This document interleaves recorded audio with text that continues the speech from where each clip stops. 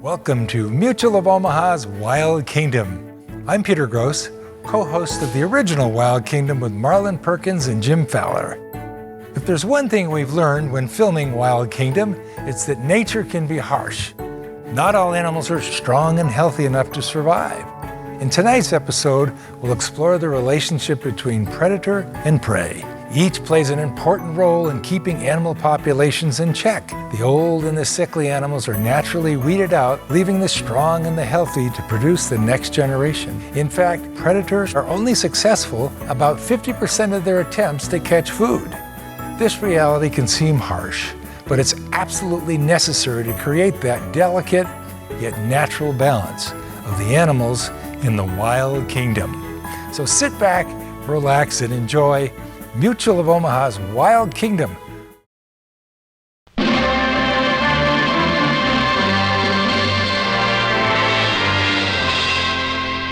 Mutual of Omaha's Wild Kingdom. Mutual of Omaha.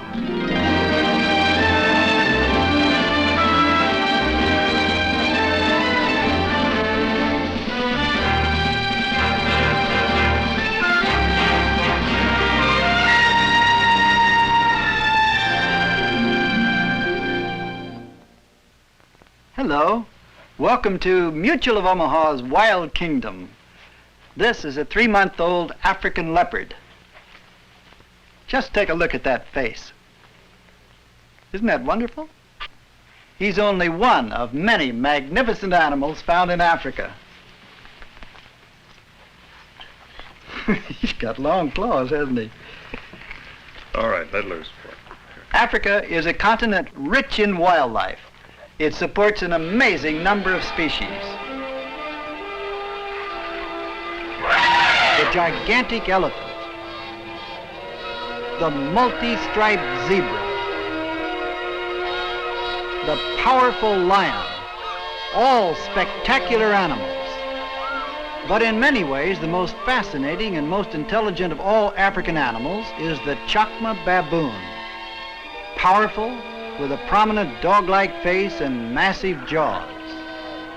Chacmas spend most of their time on the ground. They live in highly organized family units called troops. In every troop, there are always some frisky youngsters to keep the adults on their toes. This group, which is resting, may appear to lack organization, but a diagram of their positions shows that even while relaxing, they stay in a definite pattern with every member in his appointed place. At the center are the 3 leaders, the dominant males. Since all rely heavily on them for protection and well-being, troop activity revolves entirely around the trio. Sitting close by are the mothers, some with their young black-furred babies. Below the adults is a playgroup of older youngsters. Circling these groups are the younger or peripheral males, a first line of warning in case of attack. Chacmas always keep to their appointed places, except when Mr. Elephant gets angry. Then everybody runs.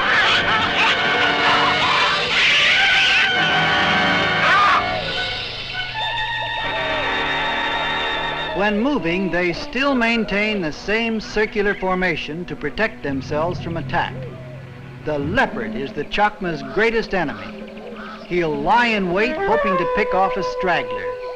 He won't tackle a whole troop. At the first sign of danger, one or more of the dominant males comes to the fore. He'll risk his life to save the troop.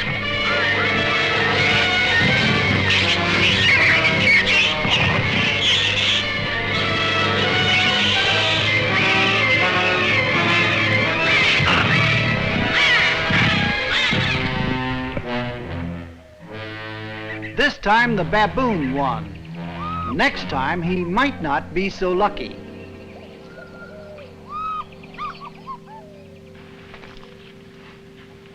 There are several kinds of baboons found in Africa. A few of these are the Hamadryas baboon of North Africa, the Guinea and the mandrill baboons of West Africa, and the yellow baboon of East Africa.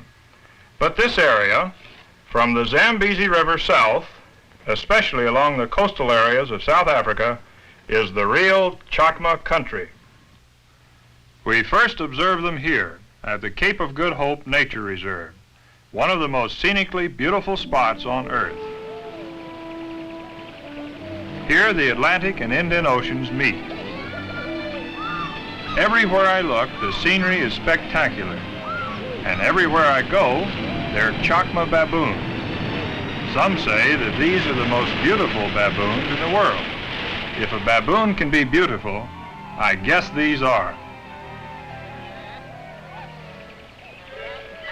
In this troop, there are a number of newborn infants. This one is not more than 4 days old. Chakma baboons are very affectionate with their young. Each new arrival creates a great deal of interest. Everyone is concerned for the infant's well-being and lavishes him with attention and care.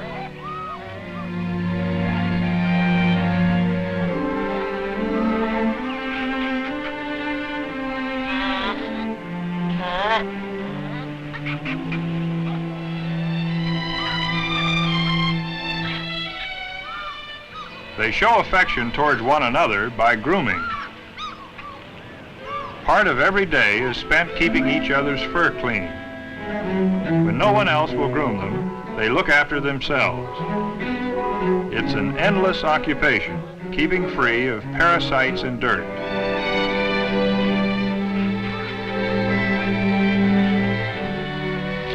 For part of the day, the baboons feed on berries and flowers, which add variety to their staple diet of grass roots. This old male really likes to take it easy at mealtime. For the very young, when they're tired of sticking around with mother, there's always Big Brother to play games with.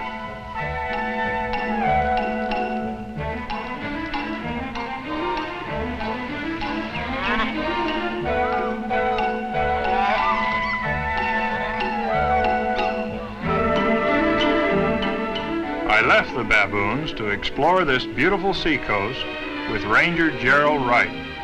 He points out that just down the coast, a river empties into the sea. This is always an interesting area because it's a good habitat for many kinds of animals.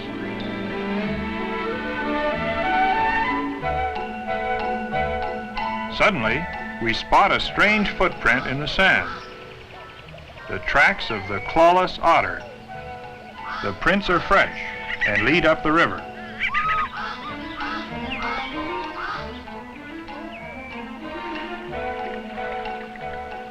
Otters are extremely secretive and seldom seen. We must be very cautious. There he is, the giant Cape otter, at least 3 feet long, and he's drying off in the warm sand.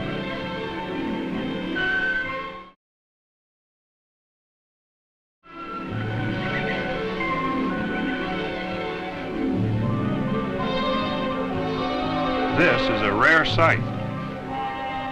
The Cape otter's distinctive clawless feet look almost like hands.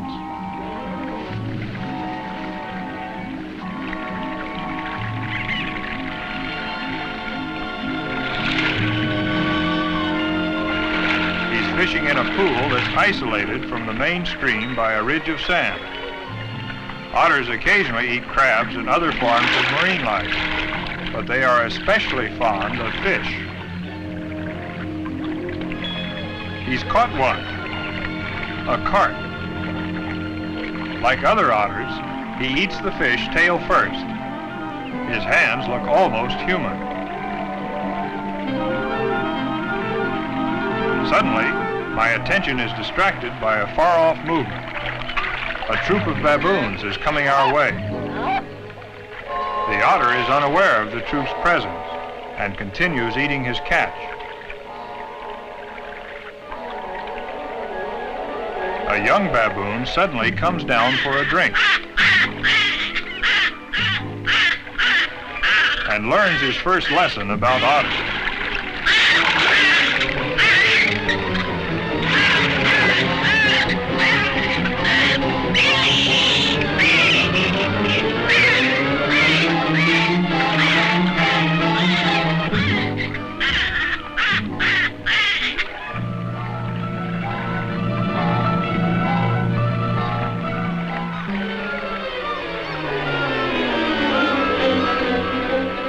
Otter knows better than to tackle the entire troop. Here, the young baboon is safe and a little bit wiser.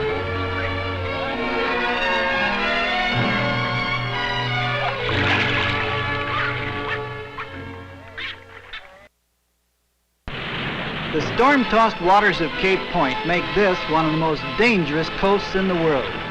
Battered wrecks bear grim testimony to its hidden rocks and swirling currents. The baboon troop likes to spend part of its day at the coast. There in the grass, they hunt for succulent roots. They also like to forage among the rocks for grubs and edible marine life.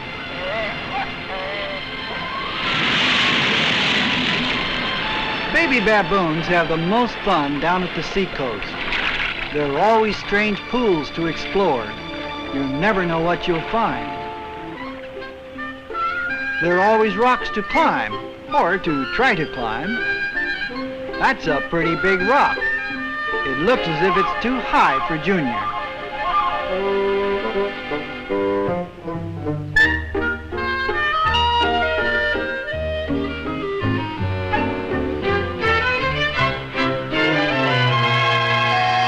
That's what he's after, a cormorant. The bird is alone and looks as if it's hurt. Junior is anxious to take a closer look at this strange creature. He's taking a chance. The bird could give him a nasty nip with that beak. Maybe he senses trouble because suddenly he's more cautious.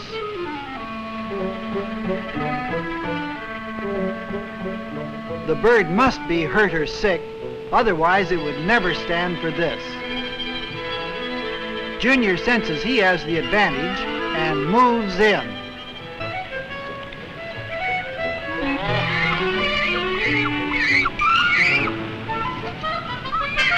The cormorant gives up. If a pesky Chakma wants to play king of the mountain, he can have it all to himself. Junior can get into minor scrapes, but he won't be allowed to wander far from the troop.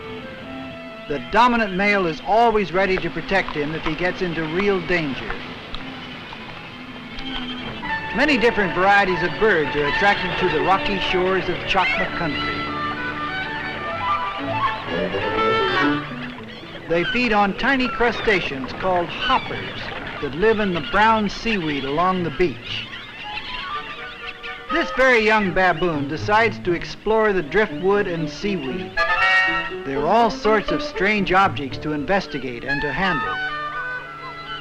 But he seems to be looking for a particular piece of rotting vegetation, and at last he finds it. Beneath the decayed root is a huge, swarming, jumping colony of hoppers. These look pretty good.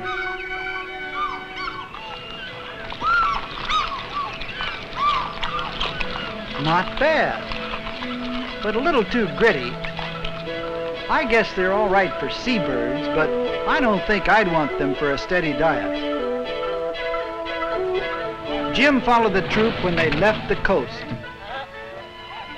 Ranger Wright and I decided to conduct a simple intelligence test with the troop.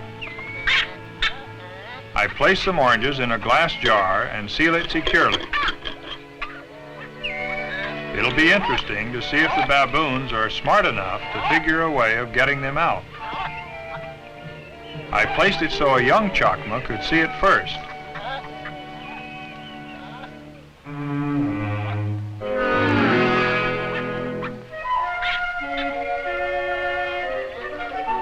He's completely bewildered. Doesn't even know which end to work on.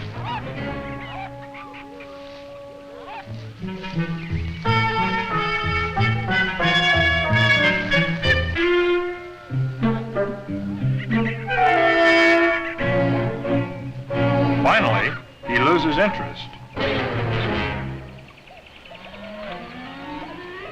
A big male is nearby, so I place the jar where he can see it.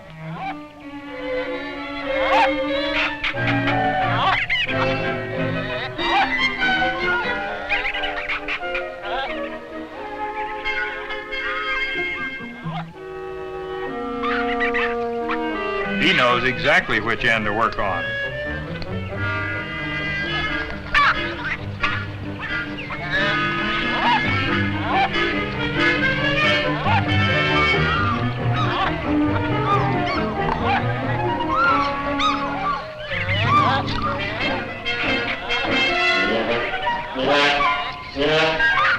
It looks as if he's getting it loose.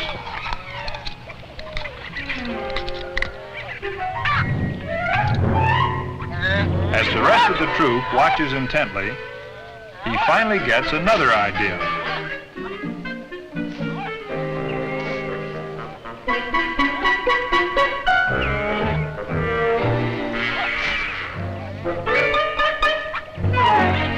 It worked. The lid came off, and he gets his reward. That's pretty smart thinking. It's amazing how quickly baboons can adapt to almost any situation and solve most of their problems. They really are one of the wild kingdom's smartest animals. The rest of the troop deserves oranges too, so I dish them out. I soon discover that it's not such a good idea. They become competitive, and for the first time, they start fighting each other. Artificial feeding has created tension and greed, where under normal conditions, their family life is secure and stable.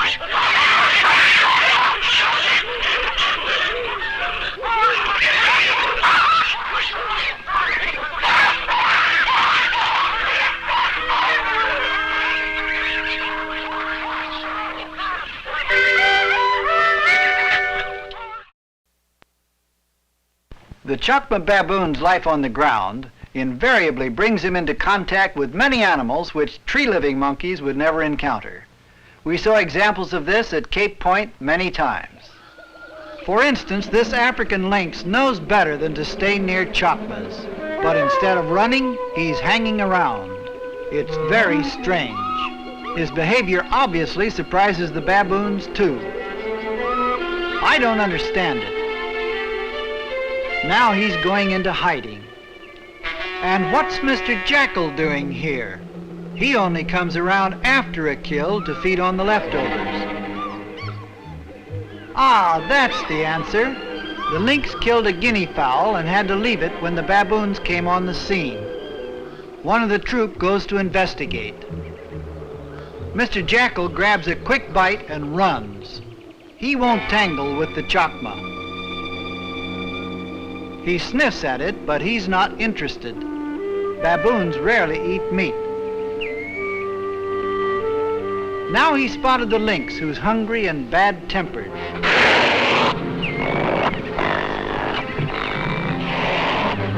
The lynx must really be starving to put up with this kind of abuse.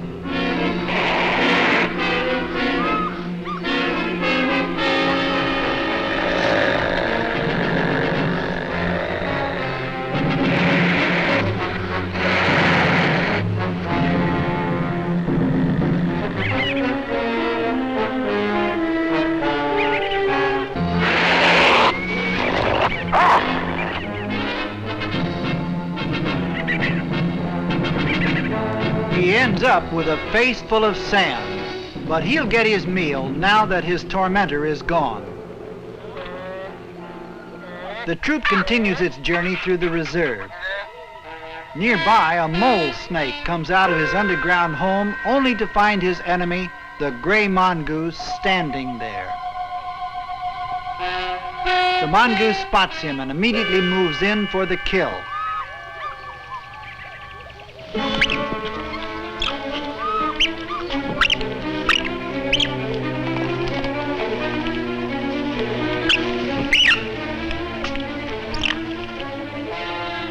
The bush makes a handy screen from which the mongoose can launch his attacks.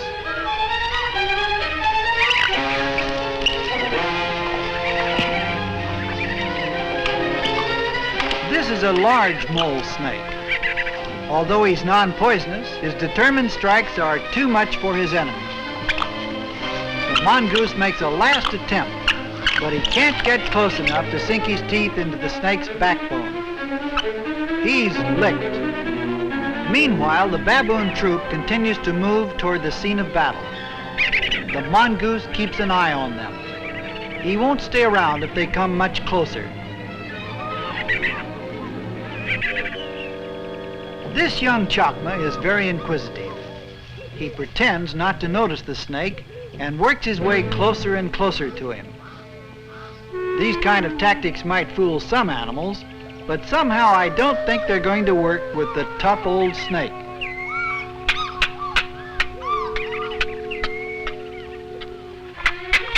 Junior's learned his lesson. Another group of youngsters have wandered away from the troop and are playing on the rocks. That's a dangerous playground. An old leopard lives up here, and if there's one thing an old leopard likes, it's young baboons.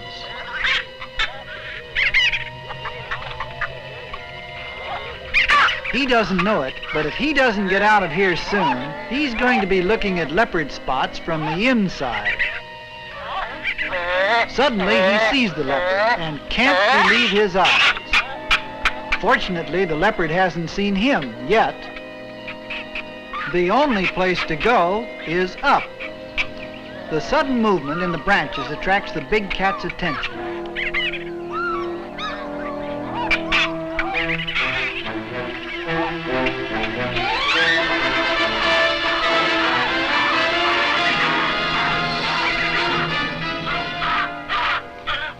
The leopard pretends they're out of reach, hoping to lure them into striking range.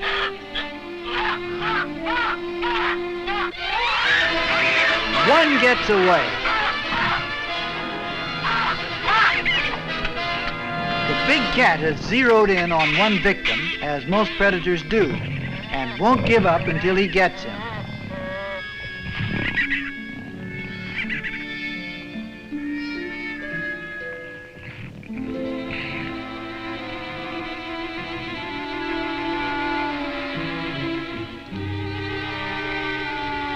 The young Chakma knows he'll have to make a run for it.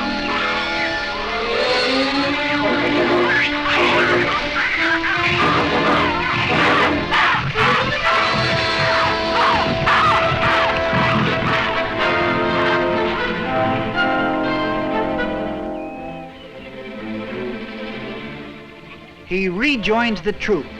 There'll be no further pursuit.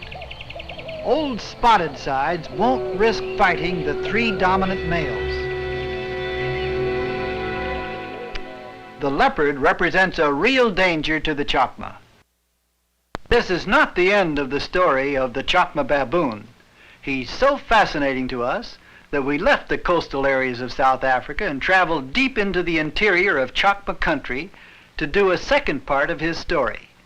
Still to come on Chakma Country Part 2 is how this amazing baboon uses his daring, his wit, and his intelligence to combat dangers from animals such as the elephant and the lion. His old enemy, the leopard, is also waiting for him there in the heart of Chakma country, a section of Africa that's truly one of the remotest parts of the wild kingdom.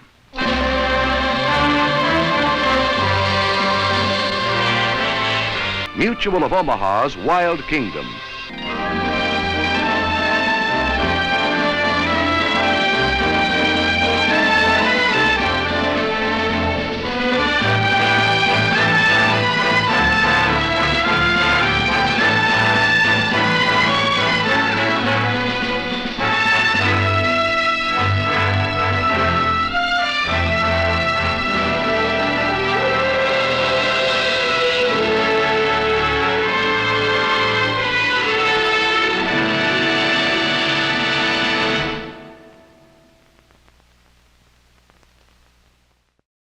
Like what you saw? Follow us on Facebook, Instagram, and YouTube for more exclusive content. And visit our website at wildkingdom.com.